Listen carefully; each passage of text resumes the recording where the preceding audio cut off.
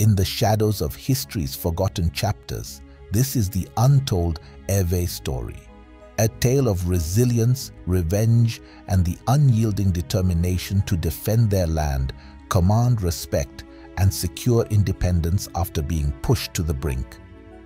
To understand the depth and complexity of this war, it is important to watch our first episode, The Akwamu Invasion and Rise of the Krepi State. This is the war of the Central Ewe states against the Asantes, Akwamus, and Anlo Ewes.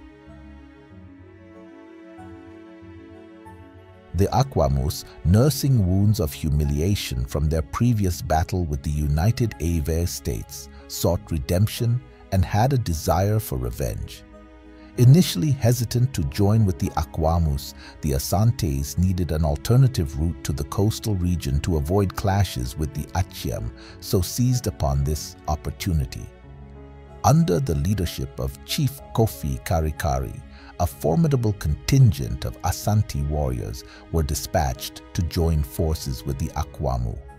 The joint forces, like a thunderous storm, split into two wings. Adubofo commanded one and the other under Nantwi Ansi. The first wing under Adubofo advanced ruthlessly through Peki, Have, Peve, and Agate. The Ewe, valiant but outnumbered, faced them in these areas, but were forced to retreat to Avatime for sanctuary. The vigilant people of Avatime, aware of the approaching danger, ascended the Gemi mountain alongside the fleeing Ewes. Simultaneously, the Pekis and the residents of Awudome took an opposite route, scaling the mountain to unite with the Avatime group. From their elevated vantage point, they spotted the approaching Asante army and unleashed a deadly rain of rocks and boulders that crushed countless Asante fighters. Aduboafo, recognizing the dire situation, urgently sought reinforcements from Kofi Karikari. While this was going on, the second wing of the joint forces pressed into Ho. By June 1869, several leading Ewe towns like Ho and Anum had to be evacuated ahead of the Asante and were burned by the invaders, forcing the people towards Takla, Penoe, Hordzo, and beyond. In other places like Amejofe, towns had to be evacuated to the mountaintops. This gave the appearance that the Asantes were dominating the war. However, the resilient Ewes, refusing surrender, orchestrated a counteroffensive. They quickly came together, led by the three kings, Kofi Mote of Ho, Kodzo Day of Peki, and Dagadu of Pandu, and fought with ever greater ferocity. United with the other Ewe forces, they strategically marched to Atipui and Torve, setting an ambush for the advancing Asantes.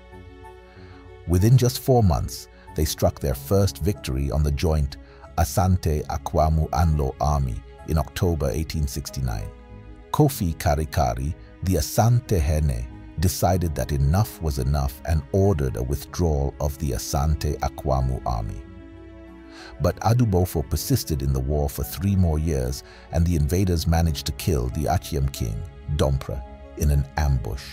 He was the only ally of the Ewes that had supported in the war. Eventually, in 1872, the Asante were ultimately driven out of the Ewe towns in a bloody battle that occurred in the valley of the Agu Mountains. All 3 military wings of the Asante, Akwamu, and Anlo came together and marched into the Agu Valley. All the towns, however, united against them and chased them out. The Asante fled through Sia, Balavi, Worme, Nive, Tokokoe, Adidome, and Lume, and were met with a relentless pursuit from the townsfolk. The townsmen took hold of their rifles, the women took their hatchets, clubs, and machetes and started attacking them. Those Asantes who fled into homes to find hiding places were also killed. The remaining survivors fled to Wusuta. The slaughter of the Asante Akwamu Anlo army by the Ewes was so devastating. Ho and Pandu became in fact leading towns in the Ewe land, as a consequence of the reputation they had won in leading the Eves to resist against the Asante.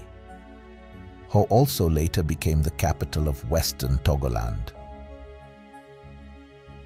Despite the Ewe victory, the Asante War brought a lot of untold hardship into Ewe land. Not only were many people killed, but there was a general breakdown in law and order. The war also reinforced the Ewe state's view of Asantes and Akwamus. Sir Garnet Wolseley's arrival marked an opportunity for retribution. The Ewes, now standing with the British, turned the tables, joining forces to burn down Kumasi in 1874. On the Asante side, not only had they fought a disastrous war and lost so many men in Ewe land, they were equally not happy to see the Ewes now helping the British to lay waste to their towns. It is unclear the exact impact and influence that the Anlo Ewes had in this war against the Central Ewe states due to various interpretations.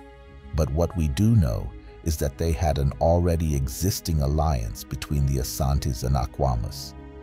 During the original Akwamu invasion in the 1700s into the Central Ewe land, they were helped by the Anlos and also collected tax for them. And with the Asantes, they provided them access to the coast for trade. The three states had a pact to unite and fight their common enemies at the time, which was the British Gold Coast. Stay tuned for more historical stories here on the Ewe Heritage.